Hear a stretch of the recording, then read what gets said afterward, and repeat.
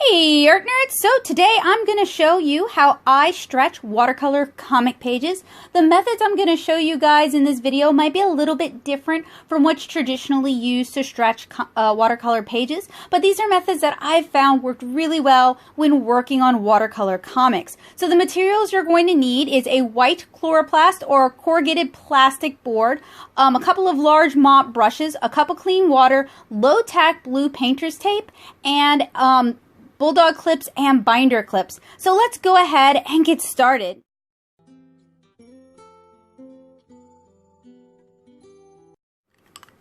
So I'm going to begin by explaining the materials that we're using for this process. If you do block bound watercolor, you're not going to need to stretch your watercolor pages. So that could be an easy, handy way to avoid having to stretch your pages. So these are bulldog clips. I own them in size 4. That's the largest size. And these are binder clips.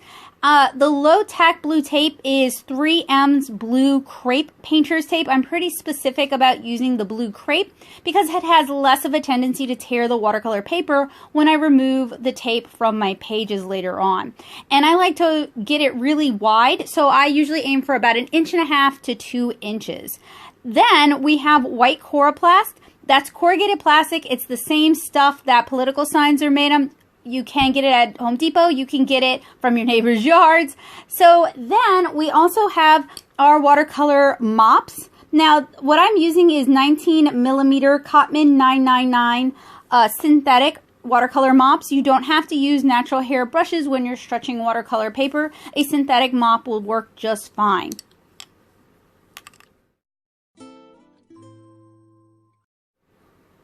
So you guys can see here there's faint blue traces on the paper. This is from when I printed my blue lines, and you guys can watch me pencil and ink these in earlier videos if you'd like to see the full process. But I use a dye-based printer with dye-based inks to print my blue lines on because when I stretch my watercolor paper, it's going to dissolve these inks and you're not even going to notice the blue lines that were on the paper. So it's one of my favorite watercolor magic tricks. This will honestly work with any light color. You could do this with pink, you could do this with yellow, you could do this with a very light green. It doesn't have to be non-photo blue, but non-photo blue is just kind of the method I learned how to do this with.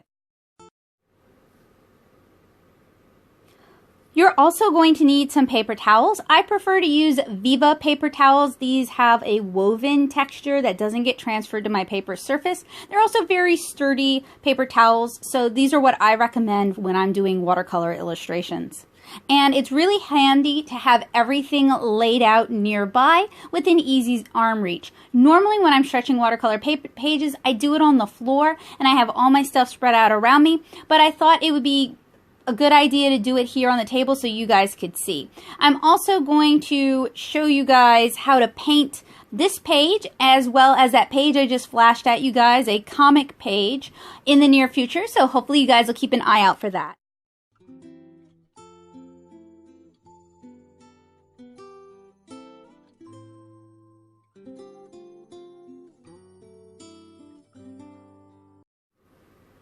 So the first thing I do is I flip my paper over to the back side and I use a spritzer full of clean water to saturate the back. Once I've saturated the back, I'm going to use my large soft watercolor mop to mop on more clean water so we get even coverage.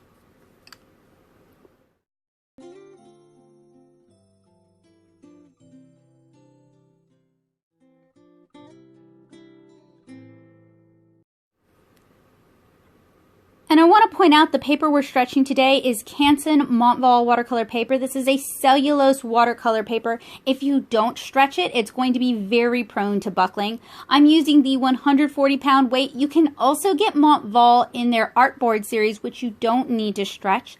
But I've been using Canson Montval for my Cara pages since I started painting Cara, since chapter 2 pretty much. So this is a paper that I'm very familiar with and very comfortable with using. I could use a cotton rag paper for this, but cotton rag does not hold definition quite as well for comic pages as cellulose. So once we've saturated the back, we're going to roll our roll of paper towels across the paper to pick up any excess water, and then we're going to flip the page over and do the other side.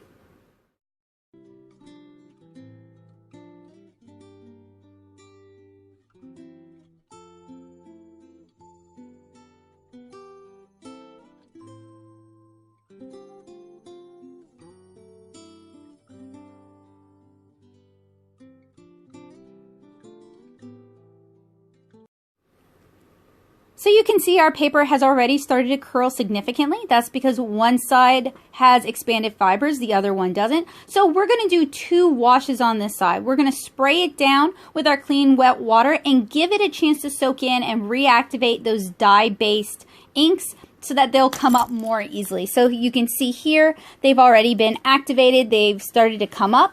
We're going to brush clean water across the paper surface to kind of wash it off and gently remove it from the paper fibers. And then we're going to roll our roll of paper towels across the front of it again.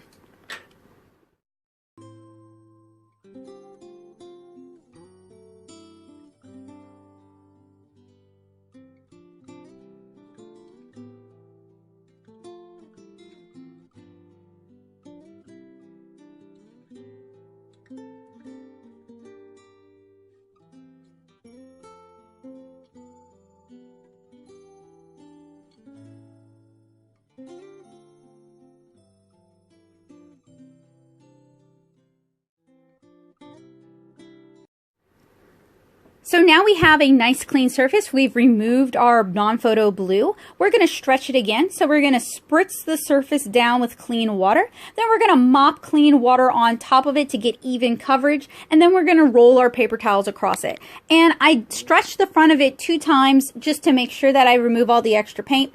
This is a process I've done hundreds of times. So I'm pretty confident in the results. If you feel you don't need to wash the front of it twice, that's fine. That's up to you. If I was stretching an illustration that didn't have the non-photo blue lines printed on the front, I would only wash and stretch the front 1 time.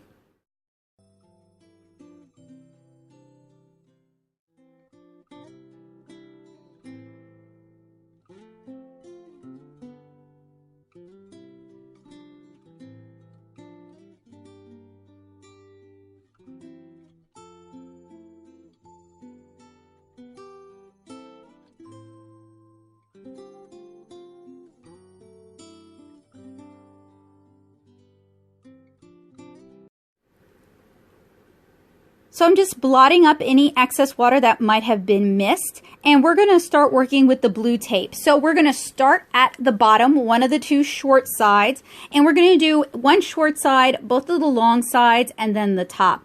And what I do is I adhere the blue tape to my arm first. This removes some of the adhesive from it, but it still remains tacky.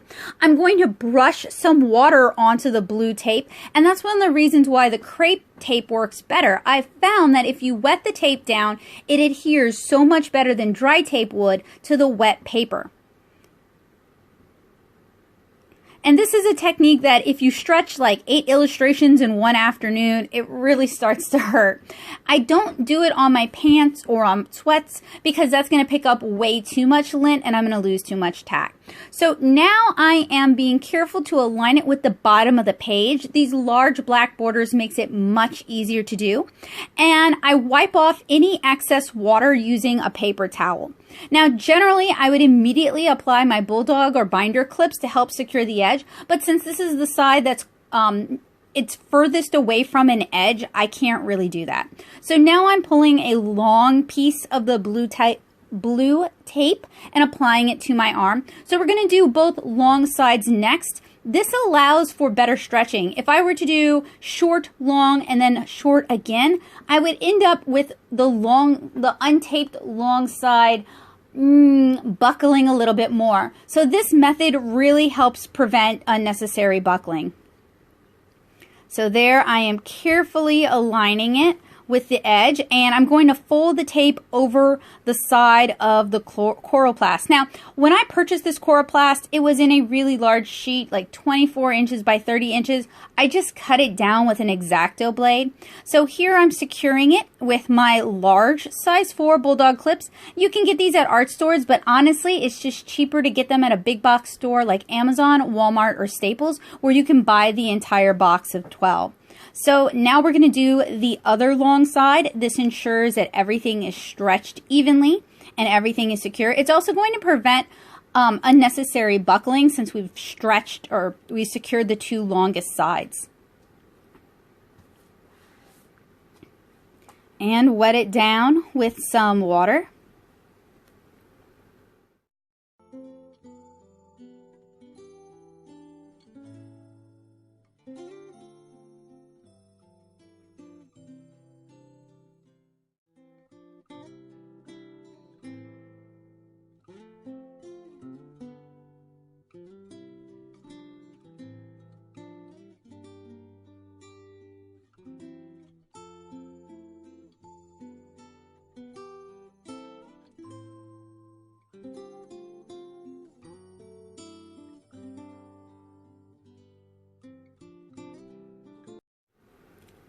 So in the end, I'm going to have 3 edges secured with bulldog clips. On our last edge, it's actually close enough to the edge that we can secure it with our binder clips. And I'll show you guys how to do that in a minute.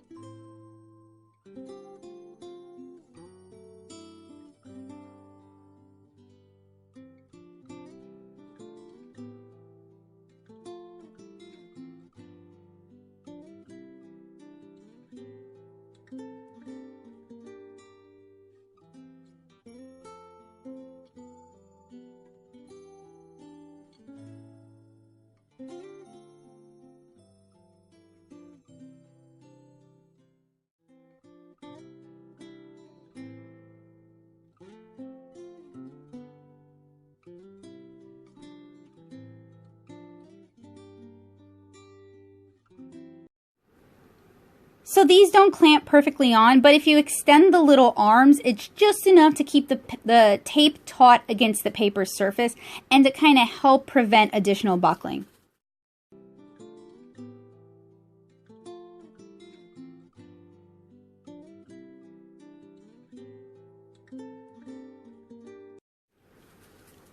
All right, now our next step is just to put it somewhere where it can dry. You want it to be a well-ventilated spot that isn't too humid. Thank you guys so much for watching me, hanging out with me, helping me stretch this watercolor illustration. Off camera, I'm going to stretch another batch of 4 plus a bonus illustration, so I'll be doing this for a little while. I look forward to checking in with you guys with upcoming watercolor tutorials where I show you guys how I paint this cover as well as one of the pages from this chapter. If you like what I do and you'd like to help support me, please consider subscribing to this channel for more great watercolor and comic tutorials. I update at least twice a week. If you'd like to support me in a different way, you can join me over on Patreon and join the Art Nerd community. Art Nerds get early access to all sorts of cool videos, and they also get access to my Making Comics series, which was created for Nashville Community Ed. So if you're interested in learning how to make comics, that's a great way to do it. Anyway, stretching watercolor comic pages is really not that expensive. I think total, all of the materials cost me $100, and I've used everything but the blue tape. I do have to replenish the blue tape, but I've used everything but the blue tape hundreds of times over the past 7 years. So it's really more of an investment. Once you buy it, you don't have to replenish it. The blue tape and the paper towel are definitely consumables, but they're fairly inexpensive, and one big roll of 3M blue tape will last you a really long time. I'm going to have links down in the description below where you can buy everything that I mentioned in this video. So the binder clips, the bulldog clips, the blue tape, Canson Montvale paper, Coroplast, and the Cotman watercolor mops. All of that will be listed down in the description below. If you guys have a different method of stretching watercolor paper, I know there are lots of other methods and this one's really unconventional. I've tried a few of them, but I'd love to see how you guys prepare your comic pages as well. So send me a link down in the comments. Thank you guys so much for watching. I'll see you guys again really soon. Bye guys!